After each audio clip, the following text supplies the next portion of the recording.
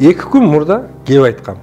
Кебинде президент мырза Мадумаровго карата каралуу акциясын күчөтүп жатыптыр деп айткан. Мадумаровду каралуу акциясы жакын күндөрдө күч алган болсо, билиңиздер, мунун уюштуруучусу жалгыз президент мырза өзү болор.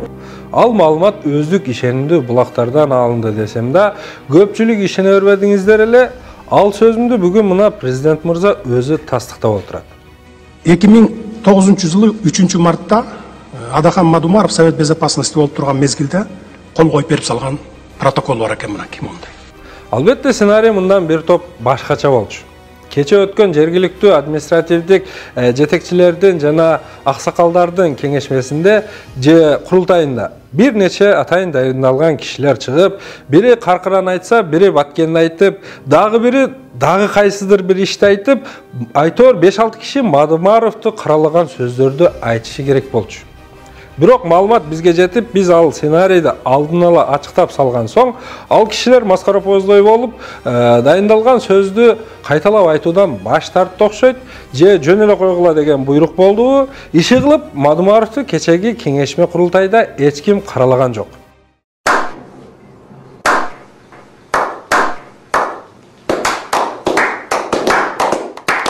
Бирок президент мырза ичи ачышып калганбы айтор, бүгүн тезинен журналисттер менен өзүнө таандык блогерлер үчүн пресс-конференция берип, анын жүрүшүндө бирөөнүн эрте жазда Баткенде болгон кандуу окуяга байланыштуу суроосуна жооп берип жатып, Мадумаров кол коюп берип жиберген экен 275 метр жерди ошону беттерине кармап тажиктер биз айтканга болбой жатат деп Мадумаровду өзү каралап өттү. Алар муну бетибизге такап атат. Мына Мадумаров секретарь Совет Безопасностьга кол коюп берген деп атат.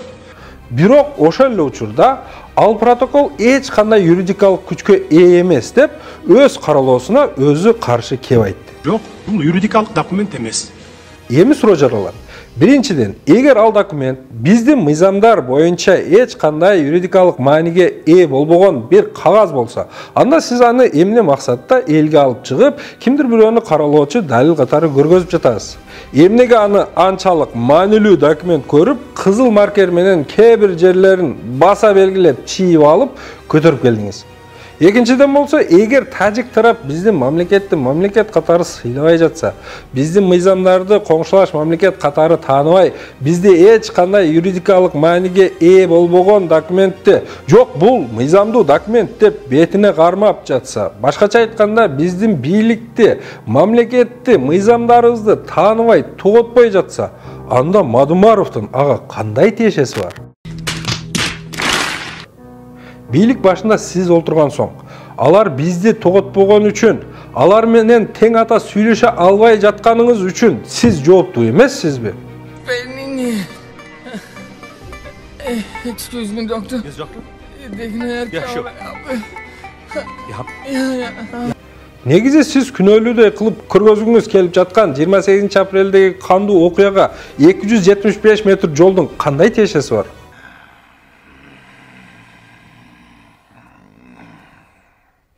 Ал окуя сиздин ошол убактагы дайындаган премьер-министриңиз Улукбек Марипов Головнойду алдырып жибериптирбиз деген сөзүнөн улам тажиктер келип Головнойдун башына биздики экен премьер-министриңер айтты деп камераларды орнотуп баштагандан улам ызычуу башталбады беле? Төрткүл суу сактагычына келген каналдын башындагы тилекке каршы алдырыптырбыз. Мен бул боюнча дагы тактадым.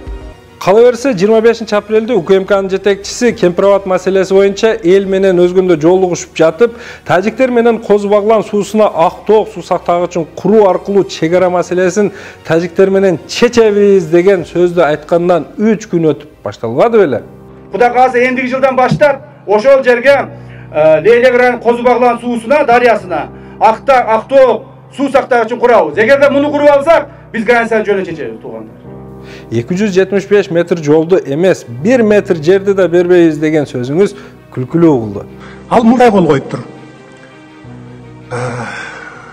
Ошол 275 метр жер Тажикстандык экенин тааныйм дептир, оба силердики деп бериптир дагы. Бирок кайра 49 жылга бизге арендага берип тургула дептир, деп кол коюптур мына. Ал 275 метр жол талаштуу жерди аралап өткөн жол. ал жердин статусу бүгүн деле талаштуу бойдон турат. Тажиктер да биздики дейт, сиз сыяктуу биз да биздики деп айтып келебиз. Мен айтып атам, жок, силердики эмес. Бул жер 100 жылдан бери биз өтүп жүргөн жер элек. Бирок ал протоколдо биз ал жерди тажиктики деп тааныйбыз эмес, ал жердин талаш маселеси чечилгенче 50 жылга чейин биз кыргыздар пайдаланып тура беребиз деп кол коюлуп турат. Ошол жол менен Ош-Исфана жолунун 275 метрин ал талаштуу жерден өткөрүүгө мүмкүнчүлүк жаралган. Ал жолду салбаса Лейлек менен Баткен райондорунун жарымы ошол убакта анклав эле болуп турбады беле, башка жол жок. 275 метр жер эмес, 5 метр жер биз берген акыбыз жок. Жазында эч кандай талаштуу эмес, накта Кыргызстандын аймагында турган 5731 гектар жөн эле жер эмес, суу сактагычты өзбек тарапка берип жиберебиз деп калганыңызда эл чогулуп чыгып сиздерди араң токтотуп калбадык беле? Мына силердин каалооңор менен, силердин ушуган элдин талабы менен, силердин талабыңар менен биз Кембрабад суу сактагычына тийбей турабыз. Бул каралоолор эскирген Садыр Нуркожоевич. Сизге эмне кереги бар? Президент болуп туруп, парламенттик шайлоого аттанып жаткан талапкерди каралап, шайлоо алдынан ага каршылык кылуунун. Сиз деген баш мыйзамдын кепили катары, журт атасы катары, бардык саясий күчтөргө калыс карап, референдум кылып туруунун ордуна шайлоо алдына мынтип кимдир бирөөгө өзүңүз баш болуп каралоо уюштуруп жатканыңыз бул эч бир акылга сыйбаган чабалдык деп эсептейм. Запомните, джентльмены, эту страну погубит коррупция. Таза шайлоо өткөрөм деп миллион жолу сай медиресеңиз дагы, мынтип төмөн деңгээлге түшүп, эл колдогон уулдардын келүүсүнө каршылык кылып жатканыңыз сизге эч кандай абийир алып келбейт. Сизди көзүңүздө май басып калган көрүнөт. Тегереңизде сизге кошоматтанып, айга күнгө теңеп жүргөн азыркы сиздин жакындарыңыз эртең күнү келгенде эң биринчилерден болуп, сизди сатып жиберип, кийинки келген бийлик менен жетелешип кете берчү адамдар. Да здравствует король! Учурунда башыңызга иш түшүп, мойнуңуз кесилип, сиз түрмөдө жатканда, балдарыңыз болсо ички иштер кызматкерлери тарабынан сабалып, боздоп, ыйлап олтурганда, азыркы досторуңуз, ынактарыңыз, жакындарыңыз ошол убактагы бийликтен коркуп, төкуштай болуп, баштарын кумга тыгып алып жаткан кезде, ушул сиз каралап жаткан Мадумаров жалгыз өзү сизге болушуп чыккан болчу.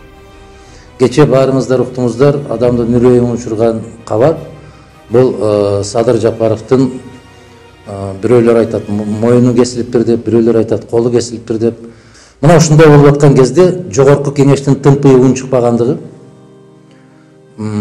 келечекте президент болот элек деп көкүрөк каккан азаматтардын унчукпагандыгы, бул абдан коркунучтуу жагдай. Ботодой боздоп, сыздап жаткан эки баласына энесин киргизбей атканда унчукпаган эл бул эл болуш кыйын. Ушундай учурда саясатчылар эмне үчүн бирге албайт бийликтен? Кана ошол саясатчыларыңар, кана мен 2-3 күндөн бери чакырып атам. Кана ошол саясатчылар. Баары башын кумга салган тооктой болуп жатышат баары. Бирөөнүн жакшылыгына сиз жалаң жамандык менен жооп кайтарып жатасыз. Эртең сизди жардан ары кулатып жатканда дагы ушул киши гана сизди коргоп, сизге жардам колун созуп чыгышы мүмкүн. Мадумаровдун күчтүү таза инсан экенинен коркпоңуз. Сиз жаныңыздагы акылмандарыңыздын, жакындарыңыздын чабалдыгынан коркуңуз.